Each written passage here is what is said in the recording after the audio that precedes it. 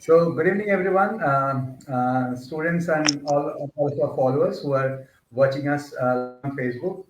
Okay, so good evening, everyone. So today we are all together here for a science population program, and today we have Dr. AMITAP KHANDELWAL from University of Galway, and also we have Sonal Jaiswal from IIT Jodhpur, and myself, Shomo Sharkar. So basically, today we will talk about science. We will talk about how to go abroad and how to find postdoc, doctorate, and master's program abroad, especially on Ireland. And we will talk about more. So stay tuned with us. Okay. So it's over to you, Sonal and Amitabh. Thank you so much, sir. And I heartily welcome Dr. Amitabh Khandelwal and thank him for joining us. So I would start with a brief introduction about Dr. Amitabh Khandelwal. He has been currently working as a postdoc research fellow at the University of Galway in Ireland under the supervision of Professor Lenin. He also worked as a postdoc fellow for a short amount of time at IIT Gandhinagar and he has completed his PhD from IIT Jodhpur, and his main areas of research are bioprocess engineering, algae-based biofuels, waste remediation, anaerobic digestion and biogas upgradation, environmental biotechnology, renewable bioenergy production, and a lot more that we'll be exploring in this upcoming session. So I now invite Dr. Amitabh Khandelwal to please start his presentation. Thank you. Thank you so much, Sonal and Somu, for the introduction and organizing this event. And I'm actually very excited to interact and discuss and to learn from the young, brilliant minds from your institute. So basically, I will be talking about bioelectrochemical systems for wastewater treatment and power generation in my today's talk. So before moving to deep into what bioelectrochemical systems are, I would like to draw your attention on these two graphs, which will lead us to like what is the problem statement, why we are doing this. So in the left side, the first, excuse me, sorry. In the left side graph, you can see that the graph is showing the global primary energy consumption by the source. So you can see that there are different sources and their consumptions. So basically, the highly energy consumption is from natural gas, oil, and the coal, which all are non-renewable energy sources or the limited energy sources, which tells us that after some time when these sources will be depleted or will be finished, what we will do. So we have to look for some alternative sources which are renewable energy sources, and that's what we are doing. We are finding some renewable energy sources, basically, which are biomass based.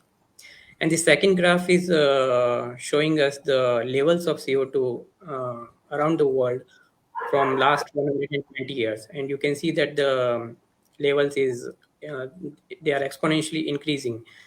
And right now it's around 36 point something gigaton. Um, so we have to decrease the CO2 levels, and at the same time we have to find the alternative sources for energy.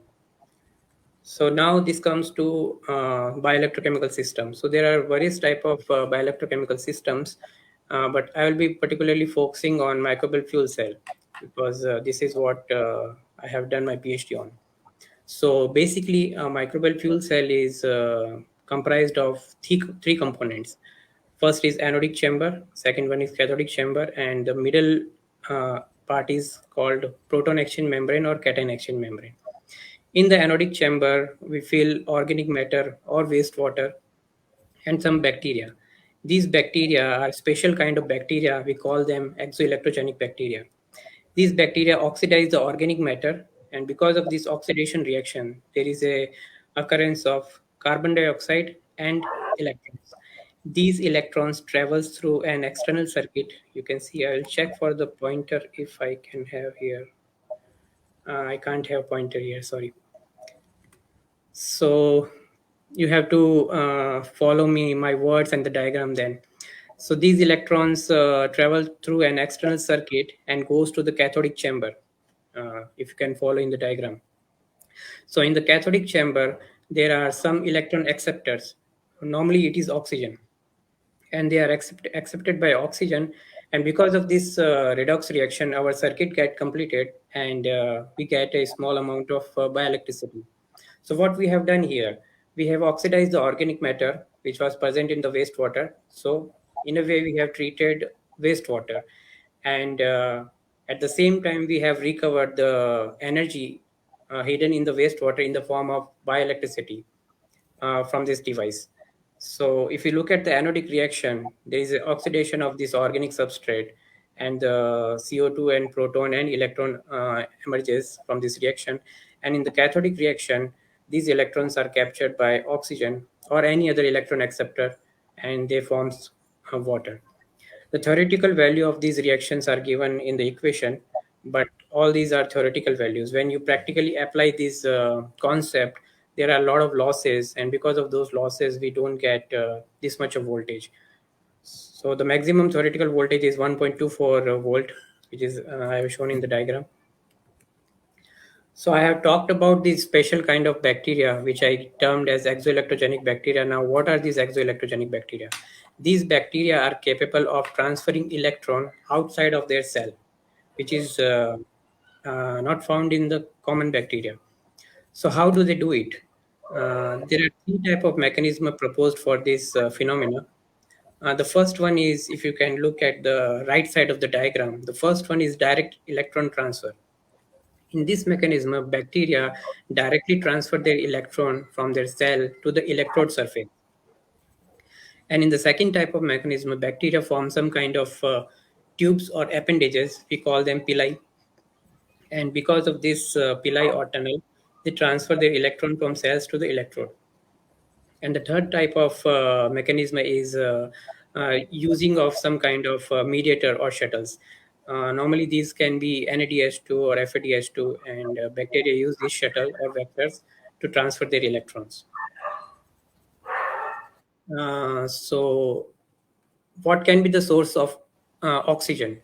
The source of oxygen can be, you can use an external aeration using a pump, and also but using a pump can enhance the cost of the system. So what are the ways to cut down the cost? So what we can do is, like in the cathode, we can use some microalgae, because microalgae is a photosynthetic microorganism, and because of its photosynthetic ability, it can liberate oxygen as a byproduct of photosynthesis reaction. So when this will happen, there will be oxygen in the cathodic chamber, and this oxygen can be used as a terminal electron acceptor to catch the electron which are coming from the anodic chamber. So in the this kind of microbial fuel cell version is called as microbial carbon capture cell, photosynthetic microbial fuel cell, or algae assisted microbial fuel cells. So these are reactions associated with this kind of redox activities. So what are the current challenges we have to deal in these kind of systems? So the number one challenge is scaling up of microbial carbon capture cells or microbial fuel cells. So what are the challenges in scaling up? Because when you scale up any system, there are a lot of losses happens, and there is an increment in the internal resistance. And because of this enhancement in the internal resistance, we get lower power output. So we need to find a way to scale up, and at the same time to minimize the internal resistance. And the second most challenge is to cut down the operational cost, which include cutting down the cost of all the components, like the proton exchange membrane, the catalyst, and the fabrication cost. So the major challenges are like scaling up at the lower cost and at the lower resistance. So what we have done for these problems? So we have studied for this, and we started from the lab level, then we went to the field level. So in this study, we fabricated a lab scale 100 ml microbial fuel cell. So what we have done here, if you can see in the diagram, I wish I could have the pointer, but I'm so sorry. So in the diagram, you can see that in the anodic chamber, in the left side chamber, there are bacterial cells, and they are oxidizing the organic matter present in the waste. and these oxidation leads to occurrence of CO2 and electrons. These electrons are going in the cathodic chamber and they are captured by the oxygen liberated by the photosynthetic activity of the microalgae. So you can see that in the diagram. What we have done here is like after some time, when there was enough algal biomass, we harvested the algal biomass and we extracted the lipid out of it. We all know that every cell is made of three major components, that is carbohydrate, protein, and lipid. So we extracted lipid out of the algal cell and we converted that lipid into the biofuel, and the rest of the lipid extracted biomass, which was comprised of protein and carbohydrate, we again subjected into the anodic chamber as a substrate or as a food for the bacteria. So it was like a closed loop. You can see that we are growing algae in the cathodic chamber, and after some time we are harvesting and we are taking lipid out of it, and the residual lipid extracted algal biomass we are again using as a substrate in the anodic chamber. So this we did for the cutting down of the cost of the substrate. Further, we compared this experiment, this substrate with the fruit pulp also. So here we are using two substrate. First is lipid extracted algal biomass and second is fruit pulp. This I made this animation, but it was in PPT. Now it's in PDF, so I won't be able to like show it in animated form. So I'll skip it. So these are the major result came out from this lab level study. So the number A graph is, we call it polarization curve. This graph is between voltage, current density, and power density. The power density and current density are the major marks for like how your cell is performing in terms of power output. So the lipid extracted algae fed biomass, the fed MFC, exhibited 2.7 watt per meter cube of power density and around 30 ampere 30 ampere per meter cube of current density. And if you look at the graph B, which is the voltage versus time graph, it is showing the voltage profile over the time during the operation of the cell. And every fall down of voltage value is showing that there is a depletion of substrate. That's why there is no enough food for bacteria or microorganisms to oxidize, and so there are no production of electrons. So there is a fall in the voltage value. So when you see that there is a fall, and after some, then we replenish the fuel cell with the substrate, and again the voltage increases, and after some time it decreases again. These all are called as batches of the operation. In the last batch, you can see that the voltage was sustained around 100 hours. So which is like quite promising for this kind of studies. And this graph C is termed as cyclic voltammetry. And this is a cyclic voltammetry is a powerful tool to detect the redox mediators present in your fuel cell. So I'll not go into very detail because it's little complex to make understand in the PG level.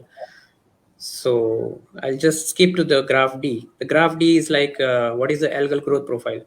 So algal growth you can measure in terms of cell count. You can count the cell, or you can also observe the OD, or you can also do the dry cell weight. So here you can see that the black graph, the lipid extracted algae fed MFC exhibited the highest algal growth in all the reactors. So this is a summary of what we got from this experiment. The open circuit voltage was around 885 millivolt. The voltage across 1000 ohm was 300 millivolt. The power density was 2.7 and the current density was 30 ampere per meter cube in this experiment. So this is again, this table is again showing a comparison of this study with the conventional anaerobic digester. And if you see the bold line, you can see that this study produced 10 times higher energy than the conventional anaerobic digester reactors. So the conclusion from this study is like it was a closed loop system, self-sustainable, zero carbon, zero waste, and it was a net energy producer system. So now, after that, we move to the phase 2. like can we scale this system up or can we operate it outdoor? So what we did here is we scaled up this reactor from 100 to 10,000 ml, and it was like around 100-fold increment. And we operated this reactor at outdoor. It's this photograph is from the terrace of the IIT Jodhpur building where I did this experiment. So for here, I used these polythene bags as a cathodic chamber. These are low density polythene bags, and they are very cheap. Like they are not very costly, so you can scale it up further. And for the anode, I used this clayware blended with the rock phosphate. Again, clayware is very cheap and affordable, and you can easily scale up. The thing, like why I use this clayware, because clayware is naturally a cation exchange membrane. If you see, like in previous time, people used to use these earthen pots for like drinking water because it can absorb the impurities. How? Because it is a very good cation exchange membrane. So for that property, we used this clayware, which served as a both anodic chamber and the cation exchange membrane.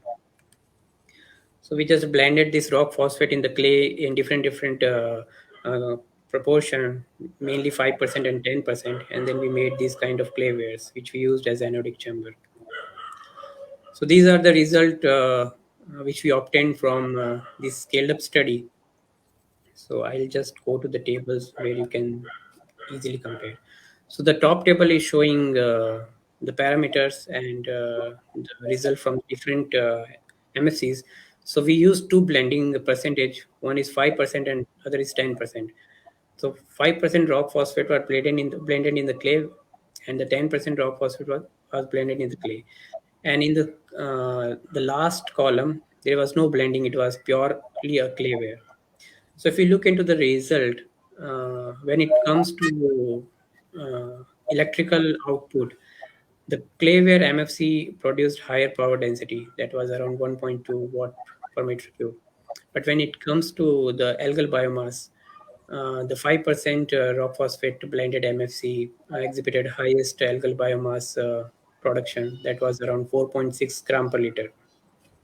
The reason behind this was like because this clayware was blended with the rock phosphate, and rock phosphate is just phosphates of calcium and magnesium. It's like a sedimentary rock.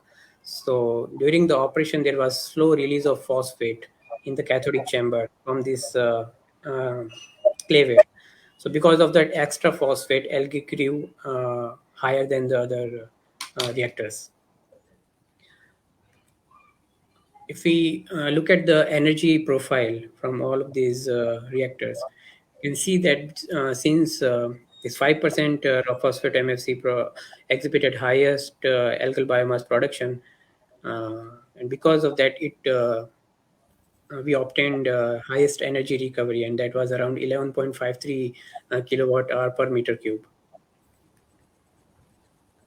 And this table is showing the cost analysis of all the system, and the cost was around $11.225 each for each reactor, which is not too much compared to other reactors. Then we did some metagenomic analysis for identification of the prevailing bacterial community. Like we wanted to know that what are the key microbes which are degrading the lipid extracted algae biomass in the anodic chamber. So these results we got from that.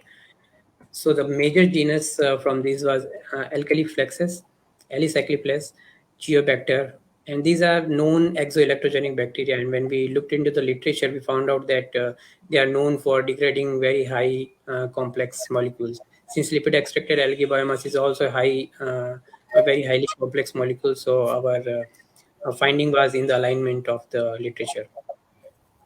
So the conclusion from this study is like this was the first time anybody reported an outdoor scaled up algae assisted microbial fuel cell, and there was no external control for temperature and pH and anything. And we operated this experiment for like literally 1 year in all the seasons, and more or less we got this result in all the seasons.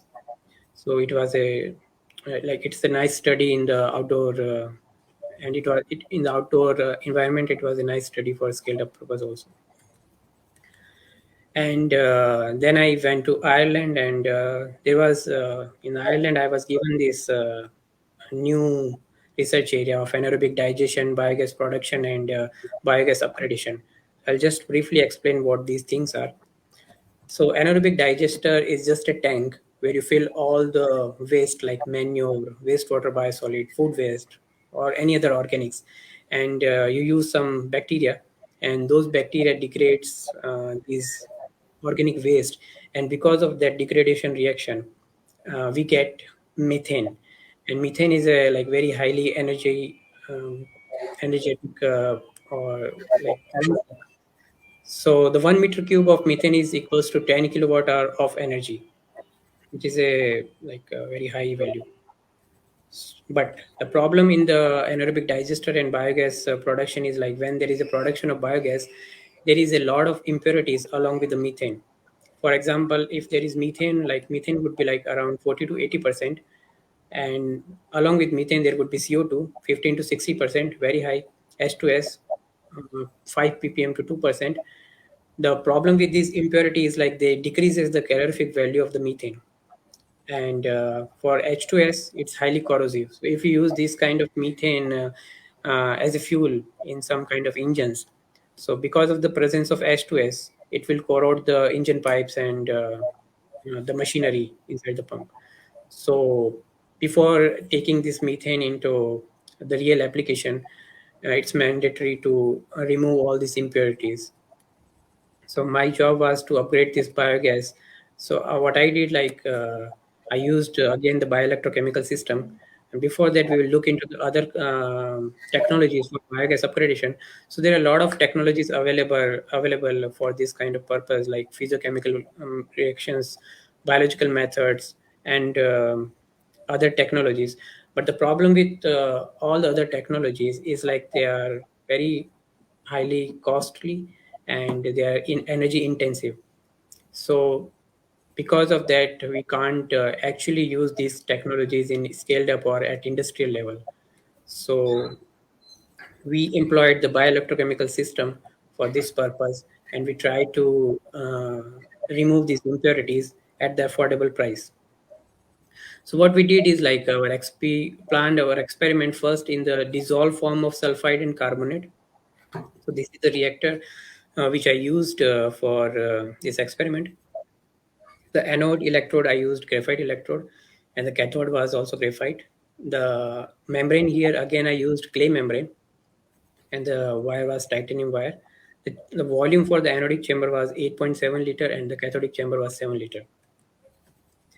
So this is the major result what we got from the this study. So what we did is like we changed the feeding sulfide concentration from 100 to 800 ppm, and this 800 ppm is actually very high sulfide concentration.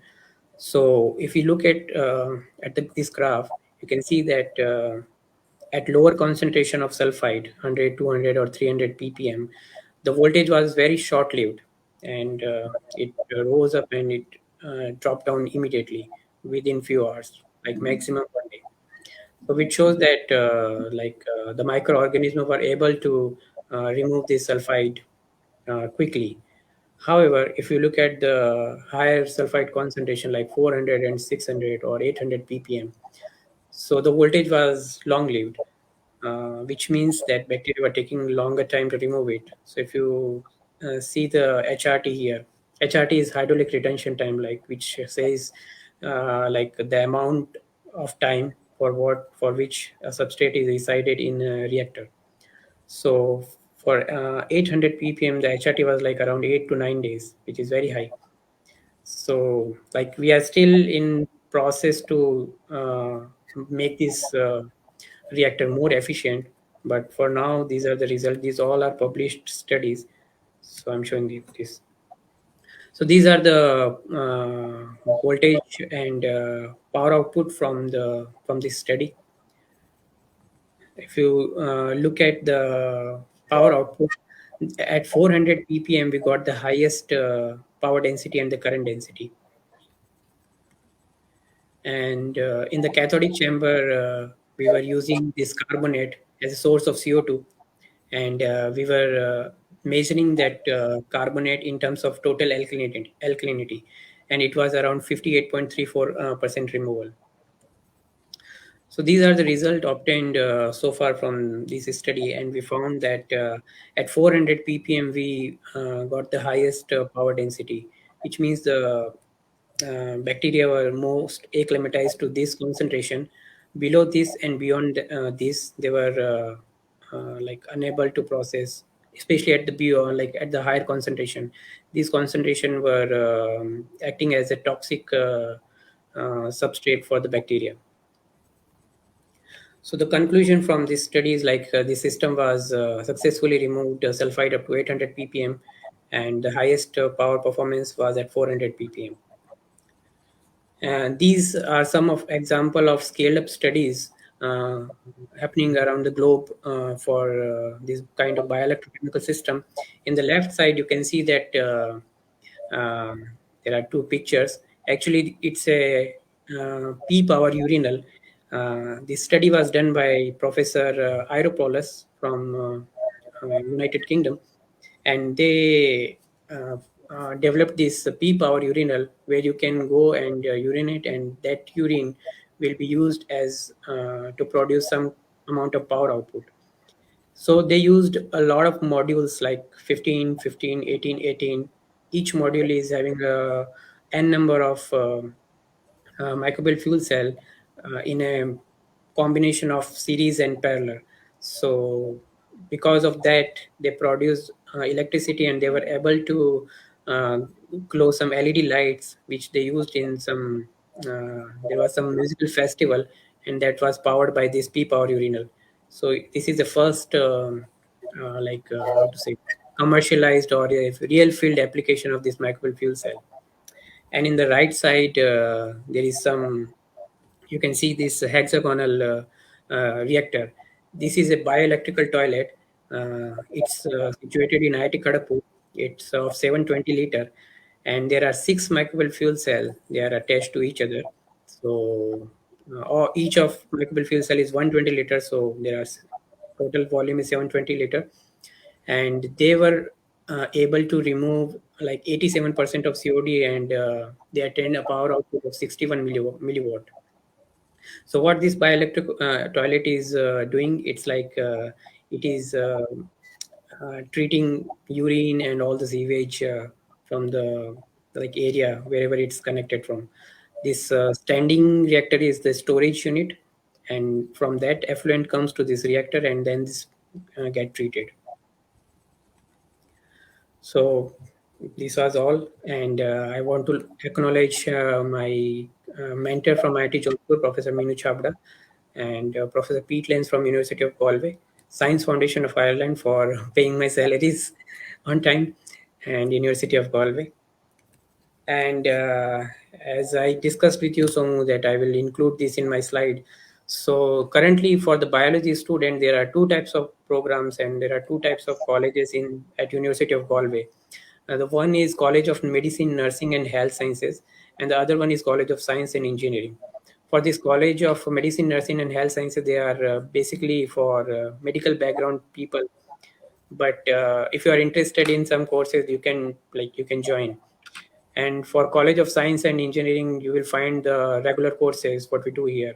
But apart from these regular courses, what we observe in India, there are a lot of I would say unusual courses, because we don't see them here in India. Few of them I have listed, but this is not the end. If you go to the site, and you will find more than 50 courses there. I could not list every course here, but it's just for your information. If you can see that for MSc, we don't have this course here in chemie, informatics, and toxicology. It's a it was new for me also. So you can check on the website, and if you if I face any problem or if you need any help, you can contact me. So this was all from my side. Thank you so much for having me and giving me this opportunity. If you have any Yes, questions, feel yes, free to yes. ask. I think yes. We have I think the yes, sir. few questions from audience. So I'm showing you in the text box. Okay, so there it goes. First question, Shushmita Nandi is asking, Yeah. can we get this biofuel in market? Can it be industrial instead? Can it Industrialized. be priced instead of diesel and petrol? Okay, so the problem right now with the biofuel production is it's like very less. We produce it in very less amount. For example, if we take at the like microalgal cells, from my experiment, I could recover like 30 to 40% dry weight, like W by W. So but it also differs from species to species, like so it ranges from 5 to 60% of the dry weight. So for making it industrialization of this thing, we need to like enhance the production of biofuel. However, there are a lot of companies they are doing it. Like in India we are having very less companies, but if you look into the global market, US is the highest producer of the biofuel. There are a lot of industries, like let's say LG Noel, and there are a lot of industry you can check in the like online. In India, like there is few companies like Algae Oil, and Reliance is also taking some initiative to uh, come into the biofuel market. But right now, we are like facing that this is the problem. Like there is a very less production, so we need to enhance it. That's why we are doing all this research and development so that we can cut down the cost and enhance the production. Okay, thank you. So we have another question from Disha. I'm showing it in the screen. Okay. What are the main challenges faced when artificial mediators are used operationally? I think if you use artificial mediators, then it would be like it will enhance the cost of the system. So that would not be sustainable. Our main motto is like we need to cut down the cost. So if we can use any natural mediator which is itself present in the system, then it would be good. So the major challenge is the cost for using artificial mediators. So we also saw in your research and your presentation slides that you used very economic resources for your studies. That Yeah, was yeah, the best part because we are talking a lot about being cost effective when we are talking about bioenergies or something. So I think we all need to draw our inspirations from such materials which are already available with us. yeah, yeah, yeah. Correct. So we have another question. Okay, so there is a question which is from basically career counseling. So we'll take on that question later. So there is Sonal, there is a Aisha Mandal give us a question. So we will take Gaurav's question later. Okay. So first of all, we are going to Aisha's question. Okay. Good evening, sir. I would like to know what were the drawbacks or hindrances faced in the entire process of production of biofuel and how are those problems resolved? Okay, again, so this is same question kind of. So it's like the main problem is less production. So we need to find some ways to enhance the production.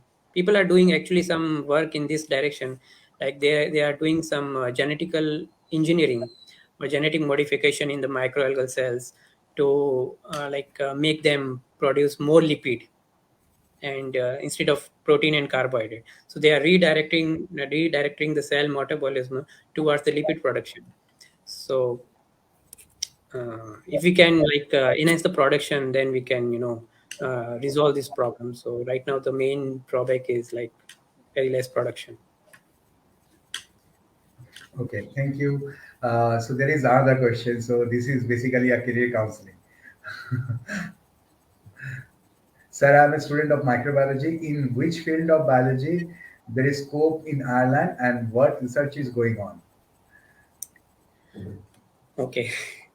So actually, I normally don't go with like what is the scope in particular stream. I will say that always choose whatever like you are interested in, because in that case you will be doing like your best. But anyway, if I talk about the scope in Ireland, so the island is actually it's kind of island, so it's all surrounded by sea. So there is a huge enthusiasm I saw in marine science and marine biology and macroalgae. So if you can if you can do that kind of courses, it would be good. If you want to stay in Ireland, that would be good. Okay. Sir, there's another question from Sushmita Nandi again. So she asks one more thing, sir. Can we set up MFC in our college or local places, irrespective of being in a lab or something? You can do that, but there are some kind of environmental thing which is associated with this kind of setups. So we need to take permission from the government officials, because the thing is all these systems, they carries a lot of bacteria, and sometimes this bacteria can be like pathogen. So when you discard these kind of systems, and if you discard this effluent in without any prior treatment, then it can make people infectious, and it can spread any disease. So that's why we need to take prior permission before installing any kind of this uh, system or reactors in college or local places. In your college, you can take permission from your institute authority, but for local places, we need to take permission from government officials. Okay. Okay. Okay. So So, we, yes, yes, Sonam, go ahead. yes. So now that we have discussed a lot about the work and all the opportunities that we had, I would now like to, have a bit insights into how your professional life has been, like from your transition from your basic biology background to an engineering research topic. How has it been, and what was your motivation, or how comfortable you were in doing this transition? Actually, I got to know this all this transition thing when I after my joining in PhD. So before that, I actually never discriminated among the branches of science or discipline. For me, it's all science. So I was actually lucky that I'm from botany, and I came for the interview in IIT Jodhpur, and that time, luckily, Minumem was looking for somebody who has had expertise in microalgae cultivation. So that's why she took me. And after enrollment or after registration, I went there and I got to know that it's basically about microbial fuel cell. So it was a total new for me, but I learned everything, and step by step, I tried and I learned. For me, my basics are good. Till my high school, my physics, chemistry, and biology is good. So it was tough, but I took help from seniors and I took a lot of courses. So if you want, you can do like whatever you want. So I think it's all about your zeal and enthusiasm, how badly you want something. So Right. So, like, there are a lot of students who actually feel that transitioning from one field to another can create a lot of issues for them or a lot of problems for them. But, anyways, since you are right an example before us, we understand how the transitions can also be made very smooth. And being science enthusiastic, so as science students, it is very important to adapt to different and learn different fields about different fields. So I think yes, that is a very interesting guidance from you.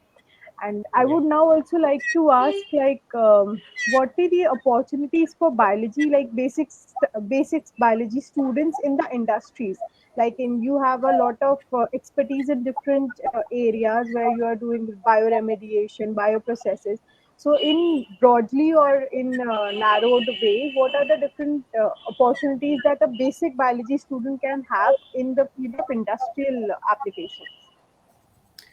I think basic biology student, you mean like botany and zoology, right? Yes, the ones who study the basic. Yeah. Yeah, yeah. It's So, classical biology. yeah, yeah. So for that, I think in industry options are you can go in bioprocessing. There are a lot of industry, they um, carry out research in terms of what products or value added products you can take out from any plant or any microbe. So you can go in that kind of industry. Biofuels is still there. Biofuel industries are there. So options are limited, but yeah, you can go in bioprocess kind of industry. So, what do you, according to you, what would be better? Means, what is the scenario like in India and abroad for in case of jobs, especially in your field? In my field, if I say there are a lot of opportunity in like Western world, particularly in Ireland, there are a lot of industries who are working in anaerobic digestion and all this bioenergy kind of system. Like even in Galway, there are like more than 20 or 30 industries which I knew, and they were like all levels: small scale, medium scale, large scale. And a lot of my colleagues, they switched from like my lab to industries now. So but in India, we don't see these industries much. Like there are industries for wastewater treatment, but like if you look at like at bioenergy system like anaerobic digesters, there are not too much. So Okay. in Western world, there are a lot of industries. Yeah. Right, right. So a transitioning from for your studies from India to abroad is like a good thing at all. So Yeah, now there are like I would also like we would also like to know about your PhD journey in Ireland. Like how was the living there? How was it? How were you covering your expenses? What are these scholarship opportunities if anyone is interested for doing PhD or master's program in Ireland?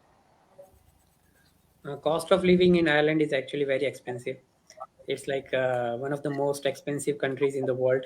It comes in top 10, I think.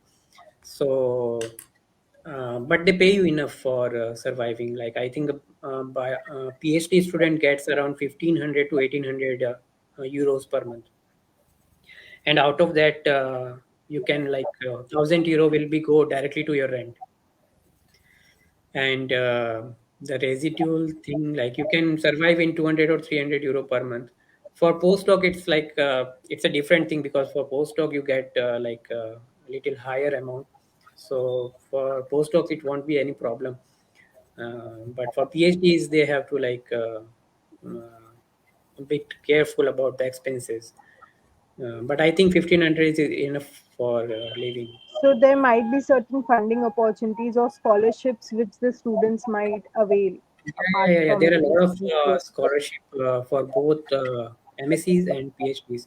If you look at the website, there are a lot of fellowship for master's students, because normally for PhD students there are a project already there in the supervisor lab, but for masters there are like they have to do their course, but still the university is offering a lot of scholarship for master as well. All this information is listed on the website, like you can check that.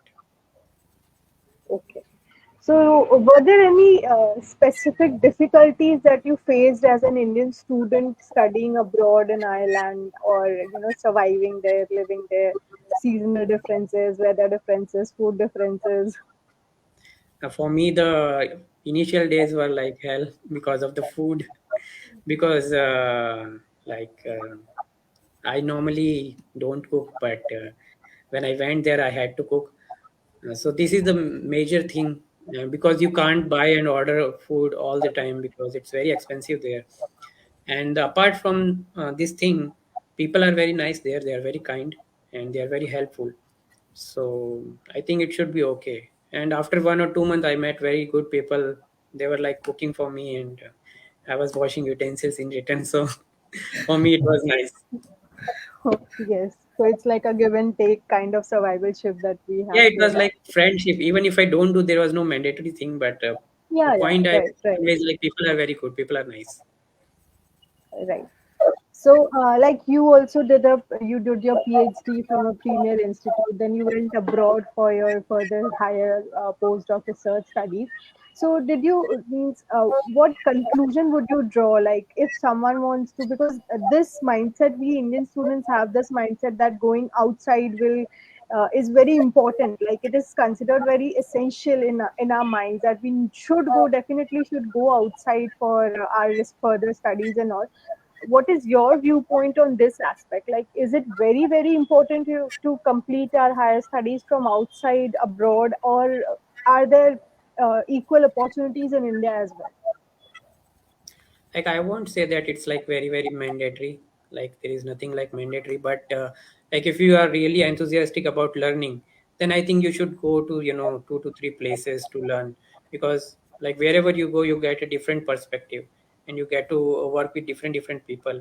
Like I was very lucky with because I worked with the people whom research article I was referring in my PhD, and I was like, oh my god, they are doing really great. But then I went to Ireland and I talked to them and I worked with them. So I really learned a lot, which was not possible if I stay here in India. So like whenever you go outside, you learn new things, which is actually very important for a researcher. So from learning point of view, I think everybody should go. Okay, right.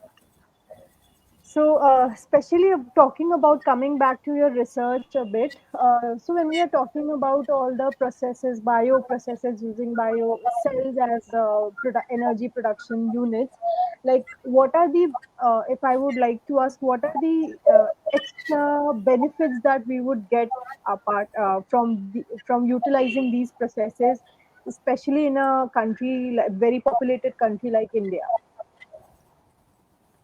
I think if we compare these processes with the conventional systems or conventional method, then we can definitely see that they are cost effective. Because if you go with the physiochemical methods, they are cost intensive, and like they are not recyclable. You cannot use them again and again. But this system, these bacteria, what we are doing actually, bacteria degrading waste. So like what cheaper method you can have from this. So I think they are cost effective. So from that point of view, this method I think should be promoted, and more research should be done in this direction to bring them from lab to the real field.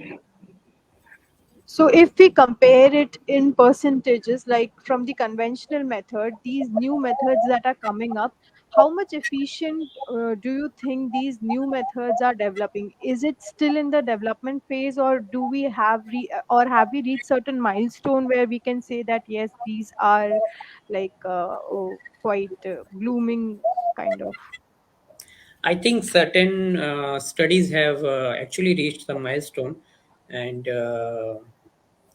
but we are still in the process of the development.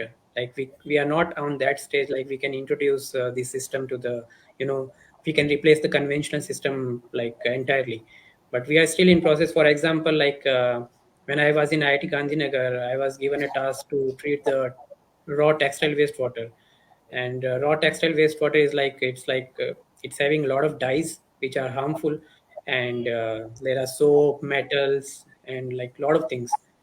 But I was like, okay, I will just try and like see what happens. So I tried that real textile wastewater in my system, and I was able to remove like around 90% of the color. And what I used was like just a clayware and just a bucket. So I think like we are slowly progressing in this direction, but before replacing the conventional method, I think we need to do some more work Right, to right. check them what is their real feasibility on the real field or at the commercial level. Okay, I have Actually, we one have question. another question. Yeah. Myself have one question. So currently in India, we are moving towards EV. So We government are has moving towards electric vehicles. Okay, yeah, EV cars.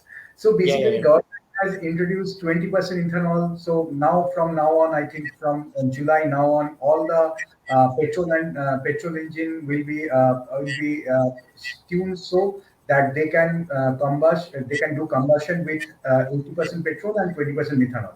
And they are also introducing EV. And in the market, there is a news that the hydrogen car will be the next thing. So, what is your opinion? What will be the next thing? Is it going to be EV, or is it going to be ethanol based fuel, or is it going to be hydrogen cell? Oh, that's a tough question because this kind of questions needs a lot of data, but which I don't have at the moment. But I see there is a lot of research is going on this hydrogen production, both from the chemistry background people and from the biology background people. Because in my lab, people were producing biohydrogen, and in the chemistry department, they were producing hydrogen from the chemical fuel cells. So I think I don't know the data, so I can't actually compare at this moment like electric vehicle or hydrogen. Okay, no problem, no problem. So there is another question from Kanish Kumar. Okay, so question is in the screen, sir. Could you explain about uh, bioremediation and its role in industries? Are phytoremediation works done in research and implemented in real life problem? Okay.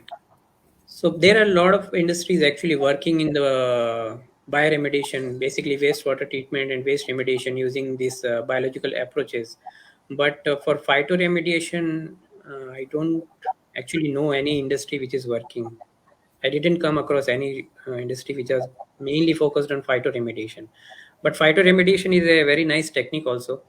What currently people are doing is like they are integrating two different bioenergy systems for bioremediation.